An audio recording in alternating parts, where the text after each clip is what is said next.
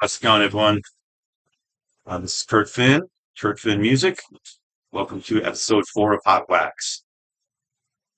Today, much like last episode, we're going to be talking about the first Blind Melon album. Last time we did the first Black Crowes album, Shake Your Moneymaker. This is the first Blind Melon album, self-titled. Some people call it the B Girl album. Some people call it BM, but it's self-titled Black or Blind Melon. This album came out in 1992. It was released on Capitol Records. Had a couple of, big singles. Everyone, knows No Rain. Um, but Change was a big song. You know, Tones of Home. Those were all really big songs. For those of us from that era, you remember, in 1992, there was, I mean, and it's really kind of hard to categorize Blind Melon because they were kind of a rock and roll band, but kind of a hippie jam band. In 1990, they formed in LA. Uh, Shannon Hoon was from Lafayette, Indiana, the same place that Axl Rose of Guns N' Roses. And if you watch "Don't Cry," the video from Guns N' Roses, you see Shannon Hoon singing background on that song in that video, and he was on that album. But back then, the band consisted of Glenn Gresham. He was the drummer. I think he still is today. Brad Smith on bass. He's no longer with the band anymore. They still play. Christopher Thorne, who's a great guitar player. Roger Stevens was the other guitar player, and of course, the great late, Shannon Hoon. I was lucky enough to see Shannon Hoon one of his last concerts before he, had passed away. Um, by that time, Shannon had cut those long locks, and it was a lot different, suit. But the first Blind Melon album, that came out on the self-titled record, I just think it was a groundbreaking record. Um, right off the bat, the thing that struck me about this record, first and foremost, was the lyrics. Um, in 1992, which for me was quite some time ago, the feeling of a young teenager in high school, coming of age and experimenting with pretty much everything around me, and which almost all of my friends were as well. A lot of these lyrics reflect that um, kind of mentality. Um, Issues with friends and family and parents and growing up and, toiling with your mind and the way that you were feeling. And I think much different than most musicians of my era of the time of when I was growing up. Shannon Hoon, I think, was the first lyricist that really resonated with me in my time and was writing words and singing about things that I related to, um, on a personal level, on an esoteric level, on a spiritual level. Um, it was one of the first albums lyrically from my generation that ever made sense. And not the tradition of a rock and roll album. It was more of a introspective album about the way you feel, like Tones of Home. Um, you know, and especially the song Drive. I really, I just love the lyrics in that song. And the other thing that grabbed me about the first Blind Melon record was the musicianship as well. I didn't know how to categorize it because it wasn't quite rock and roll.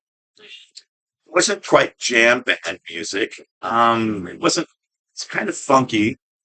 But it was kind of a different sound. I mean, you had, bands that I wasn't so much into, but that were popular: Blues Traveler, um, Dave Matthews. I mean, Fish. I would, I listened to those bands. I just I didn't relate as much to as I did with Blind Melon and particularly Shannon Hoon.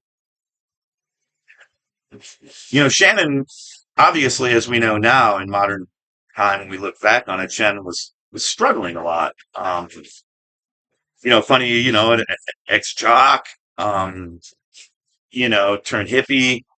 He definitely went down the psychedelic route. But Blind Melon was opening up for a lot of bands, Rolling Stones, Lenny Kravitz.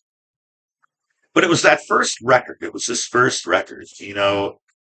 And I think, No Rain was a very good song. You had the video, you had the V girl, you had the whole thing, right? I mean, it was, I would say the only other band in my opinion that was on that level was the Smashing Pumpkins, because I think Billy Corgan is a very, uh, great poetic, very intelligent lyricist. But I put those bands on the same pedestal from that era. And with No Rain, they broke into a commercial success. But before No Rain, getting this album and listening to it, it resonated. When I was having hard times, trying to figure out who I was, um, and the gravitas to me was always music. It's always been relating to certain lyrics and relating to lyrics from the 60s and the 70s is one thing because, the peace and the love and, some of the lyrics. I mean, yeah, we weren't there, and we're kind of living that lifestyle, but Shannon Hoon was right there. I think he documented a lot of the feelings that a lot of us were feeling, both male and female. I mean, coming from an era, the 80s into the 90s, much like the Black Crowes did with their first record, or the Smashing Pumpkins did with Gish and a lot of other bands. The first Blind Melon album really struck.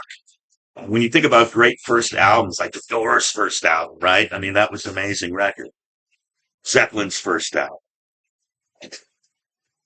you know, bands like that, their first album just right off the bat, caught a fire.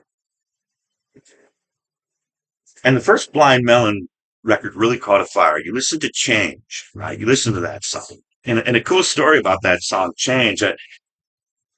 Robert Hunter, the great lyricist of the Grateful Dead, had written Shannon Hoon a letter about his songwriting and his lyrics, and written the band about this. And Robert actually went and met with Blind Melon at their studio and gifted Christopher Thorne, the guitar player, a mandolin. Now, I'm not sure that's the mandolin that is on the song Change, but I know that Christopher Thorne still plays that mandolin live and played that live at a lot of the shows. Um, so that just kind of tells you how good of a lyricist that Shannon was, where someone like Robert Hunter, paid attention. And I think every lyric on this first album, every verse, every chorus, kind of drives the spike into your soul of realness, of contempt, of like growing up, of coming of age. And Shannon was able to harness that and really drive it home. The first time I listened to this record, I sat up in my room and I listened and I hung on every word that kid wrote. And I thought, Jesus fucking Christ, that's me. That's how I feel. That's what I'm going through. That's the push and pull that I'm living in right now. And not to mention that, but the band was so badass. I mean, Chris Stevens and Roger Stevens and Chris Thorne, the way that they play together, it's kind of like a funkier Allman Brothers. I don't know. It's so hard to explain their sound because there is really no popular band that I could relate them to. Um, because they were psychedelic, they were funky, they were rock and roll, they were edgy, and Shannon, fucking hell, man, that kid had the greatest head of hair, all the chicks dug him, all the dudes looked up to him. He was some modern day, and I hate throwing these terms around, but a modern day Jim Morris in a way, because of the way that he sang, because of the way his voice, his lyrics, his stage presence, everything that the Blind Melon did was kind of on that edge, right? But thinking back to my younger days and listening to that record, it was just like everything he was saying resonated for so many of us um, of that age and maybe a little bit older and maybe a little bit younger. For many people, you heard No Rain and you thought, oh, that's pretty cool. You bought the record. I had the record before that. That was kind of like the weakest song on the record, but it was kind of kitsch. It was kind of catchy. It was cute. But really, like I Wonder and Change and Sleepy House and Time and the way that the song Drive hits me and those lyrics and everything about that um, just blew me away. Um, Even though many times in my life I had a lot of friends and family, but a lot of times you can't help but feel alone, right? And I felt like I was never alone, because I related to Shannon in a way, and I still feel that some nights, on a late night, throwing a couple back, and on the right moon, on the right night, you turn on Blonde Melon, and it's almost like you feel Shannon with you, because he kind of be the kind of soul that would creep up when he heard his shit. I would think. But learning about Shannon and learning about his Midwestern upbringings in Lafayette, Indiana, and his love for his family, and the hard upbringing and his friends and moving to LA and him and Axel kind of hooking up and then putting together Blind Melon and then Blind Melon coming up with a sound that was so different and so edgy but yet accessible. And their first album was groundbreaking. I mean, it's a shame they were only able to get in the studio twice and put out two albums. Now, the album that came out after this, Soup, I think is incredible as well. Um, a lot of great songs, and it's really hard for a band to come out with a second album that's just as good. And I thought Soup was just as good. But this album in particular kind of got me through, and so many of us, right? Through so many different times of our lives, good times, bad times, lost loves, new friendships, old friendships, people passing away, watching friends destroy themselves, with drugs and alcohol, and, and so many different facets this album touched on. Our parents not maybe understanding us in the new direction we were going in. Um, and this free thinking sort of way that, your mind is a terrible thing to waste and,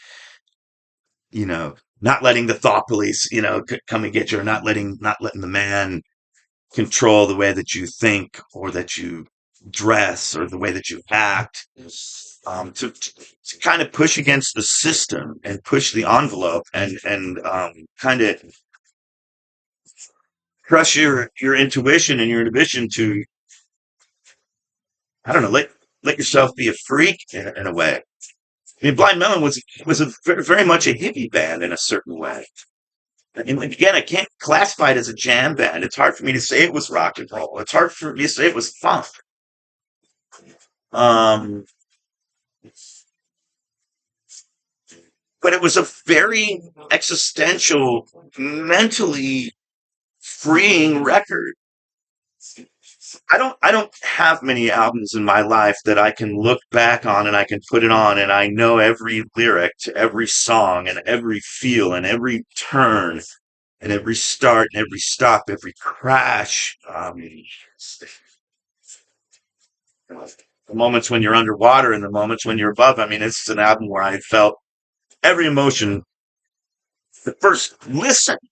The first listen, I turned on this record and I felt every fucking thing that that kid was talking about. Again, it was so relatable. It was like, holy crap, this guy's singing about us. This guy's singing about me. This guy feels like I feel. This guy feels like we feel. This guy feels like how my friends feel, man. It probably feels like my parents would feel if they would just let themselves feel, you know.